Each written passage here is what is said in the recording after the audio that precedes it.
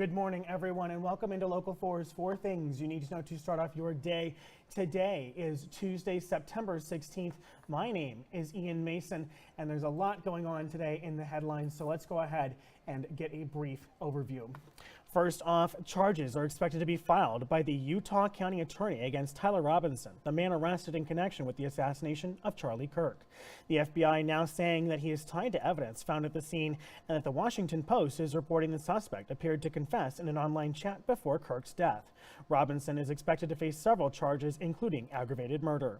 The FBI now says the suspect is not cooperating. The Trump administration's effort to find and punish Americans who criticize Charlie Kirk is intensifying, including measures to use the federal government to crack down on what the administration has called, quote, vast domestic terrorist networks, with a list now circulating of people who spoke negatively about Kirk after his death. This all comes as FBI Director Kash Patel is set to testify on Capitol Hill today. He has hearings before both House and Senate lawmakers. Patel faces criticism for his handling of the Epstein files release and the investigation into Charlie Kirk's murder by claiming there was a suspect in custody when there was not. Sources say some in the Justice Department voiced concerns after he discussed evidence on Fox News and worry over if that could hamper the prosecution of Kirk's alleged shooter. We should also know that the West Central Nebraska Developmental District has terminated their relationship with local program Las Mañanitas Community Advocates following a member of that group making a social media post. The group, they say, celebrated death and glorified violence. And the University of Nebraska looking to scale back spending, which means potential cuts to programs. Of the departments facing funding losses, the University of Nebraska against most recent budget cuts, 6 are facing potential elimination altogether. One of those is Earth and Atmospheric Sciences. That department currently offers the only undergraduate meteorology program in the state. The proposed cut would free up over $1.8 million in the budget.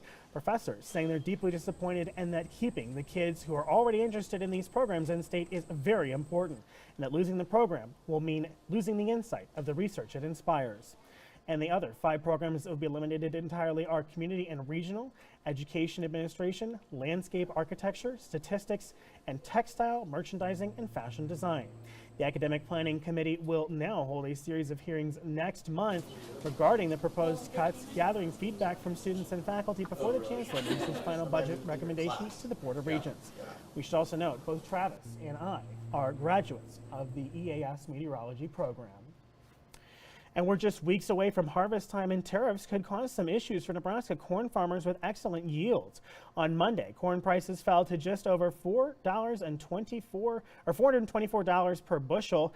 But with weather and other factors, corn farmers expect historically good yields. And Politico reporting that with no new trade deals, farmers are concerned. Mike Dubesh of Grand Island is one of those farmers. He says that as he harvests his crop, he's worried about the impacts tariffs have on his operation.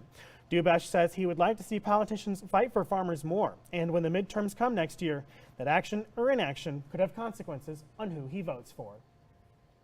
All right, let's get a check of the forecast today. Temperatures up in the mid to high 80s, depending on where you are. Wind coming up from the south. Plenty of clouds in our atmosphere later on today. We do have chances of some showers and thunderstorms moving into the region today. Cold front coming in. That cold front pushing temperatures down, not quite, a little bit over 10 degrees.